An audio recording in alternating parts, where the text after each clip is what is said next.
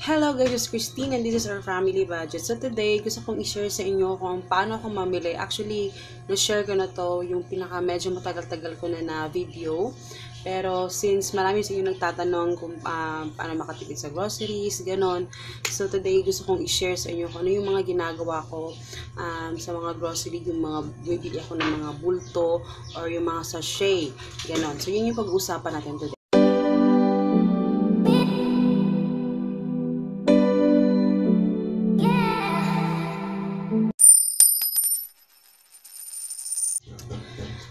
So guys, actually, pag namimili talaga ako sa grocery ko, usually talaga mga binibili ko, nakikita nyo yung mga sabon ko, sobrang lalaki talaga. Hindi ako bumibili ng sachet. Simula nung nag-budget ako, actually yung mga past, paborito ko talaga yung sachet talaga. Yun talaga yung binibili ko, yung Swerve na sachet, ganun yung tapos yung isang, yung by 6, yun yung binibili ko guys. Pero nung mag-start ako mag-budget, inisip ko talaga saan ba ako makakatipid. Kasi yung sabon kasi guys, yun talaga yung ginagamit ko talaga as in. Yun talaga yung parang napakalaki yung nababawas niya doon sa aking grocery budget. Dahil kailangan ko talaga ng sabon, diba? So, nag-start na akong mamili ng mga malalaki na sabon. And actually, napakita ko na sa inyo nung last sa Shopwise, meron silang buy one take one na sabon talagang yung kanilang sabon. Store brand siya, store brand siya, yung generic. Yun yung bili ko kasi buy one take one siya nung time na yon. So, pero ang binili ko lang is isang set lang. So, yun. Pero matagal ko siyang nagamit. Pero ngayon medyo mahal na siya. So, bumalik ako sa Pride. Actually, yung mga last yung sabon ko, iba. Pero itong Pride, noon ko pa ito ginagamit. Pero, kaya ko siya binili kasi meron siyang free na bar. Kasi, alam niyo naman sa plato ko, nagbugas ko ng mga pinggan. Bar yung ginagamit ko, hindi yung kasi before liquid eh. So, ngayon bar kasi parang feeling ko mas matagal ko siyang naubos. Or matagal, yung dalawang bar, aabot siya ng isang buwan. As in, isang buwan. Or kung isang buwan or higit isang buwan. Parang ganon. So, mas nakakasave ako doon. Pero, ugasan mo lang talaga na mabuti yung sabon mo. Ganon. So, sa sabon ko guys, hindi lang basta lang doon natatapos yung aking pagtitipid sa pagbili ng mga malalaking bulto. Kasi yan, 2 kilo yung sabon na binili ko. 2 kilo sabon. Ang price is 154 pesos ata yung price niya. So, ang ginagawa ko dyan guys, after that, pag nabili ko na siya, meron akong malaking Tupperware. Pinakita ko na dun sa ibang videos ko. Isang malaking Tupperware, tapos meron akong scooper. So, every maglalaba ko guys, meron akong scooper na ginagamit. Kasi that way, malalaman ko kung every laba, kung ilang scoop lang yung nilalagay ko. For example, 4 scoop every laba. Ganon, 4 scoop every kasi every laba ha, pero pag medyo marami na yung labahin ko, umaabot ako ng mga 8 scoop. So, depende sa dami ng labahin ko. Pero usually, yung minimum ko talaga na inilalagay is 4. Teka lang. So ayan guys, yun yung ginagawa ko. And also, so nakakatipid ako ng mas malaki doon. So, yun. Talagang tested ko na yung scooper na yan. Tested ko na talaga siya. Tapos, sa Zonrox naman guys, binibili ko, hindi ako bumibili ng, kasi malakas ako gumamit ng Zonrox talaga. Before pa talaga, so wala kasi gumamit ng Zonrox. Pero, nung simula nag-budget na ako, naisip ko, ang isang Zonrox pal ay yung palit-lit na Zonrox. Malaki pala yung nagagastos ko doon. At ngayon, sabi ko kasi buwanan akong bumibili talaga ng aking mga sabon, ganon. Yung malaking Zonrox talaga yung binibili ko guys. Yung price niya is sa 64 pesos ata yung price, 64 or 69.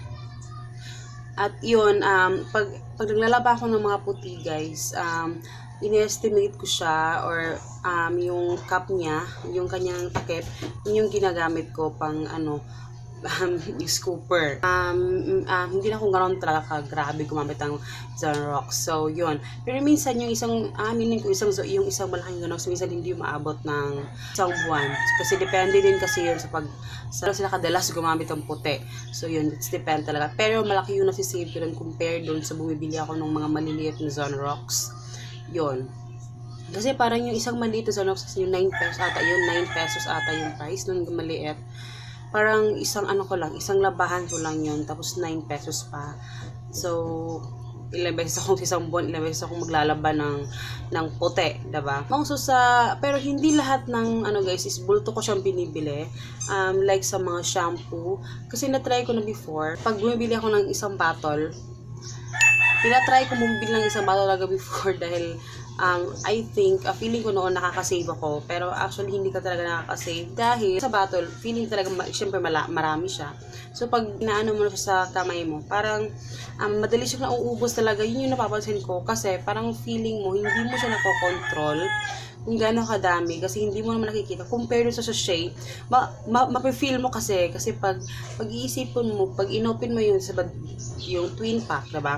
So pag yung isang sachet i-open mo, hindi mo ubusin yung isang sachet, yung isang kalahati niya dahil isipin mo imposible ubusin mo sa buhok mo. So it's either dalawang beses mo siya magagamit, ganun. Pero nakikita ko talagang mas kasi yung isang tie na binibili ko, isang tie na yung 54 ata yung price, isang 12 pieces na twin pack, iaabot talaga siya ng isang buwan. Minsan sobra pa. So, yun. Konti lang naman kami dito sa bahay, pero depende kasi yun sa ano natin, kung gano'n tayo kadami maliligo. Pero syempre konti lang kami dito sa bahay. Pero gano'n ako pero yun yung nakikita ko na hindi ako nakakatipid doon sa mga bottle na shampoo. Mas nakakatipid ako doon sa mga sachet na shampoo lang. So, yun. At ito lang sasabihin ko sa inyo guys na hindi lahat ng mga sale or buy one take one is hindi lahat ng buy one take one mas makakasave ka kasi sasabihin mo dahil buy one take one siya makakasave ka, hindi dahil excuse me, dahil minsan kasi sinabing sale siya or buy one take one siya, bibilhin mo kahit hindi mo naman siya kailangan. So hindi ka nakasave doon kundi gumastos ka lang din. Kasi experience ko na yan noon guys talaga na pag sale, okay, bumibili ka dahil sale, dahil buy one take one, sayang, buy one take one siya.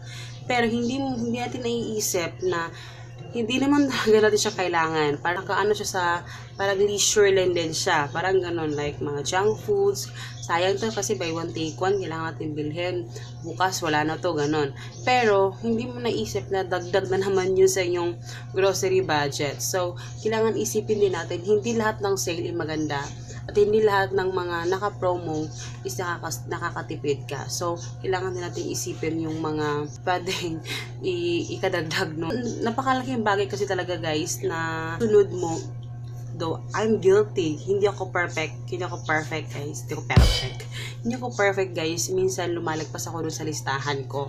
Pero, ang sarap sa feeling na kung ano yung nakalista mo doon, yun lang yung nabibili mo. Pag uwi mo guys, I promise, ang sarap sa feeling talaga na pag nasusunod mo lahat, yung para ba sunurin ka, parang feeling mo naging masunurin ka dun sa mga ano mo, kasi hindi sasakit yung ulo mo guys pag nasunod mo yung nasa listahan mo. So make sure na pag naglilista ka, siguraduhin mong lahat ng kakailanganin mo nakalista talaga doon, para alam mo yun, walang guilty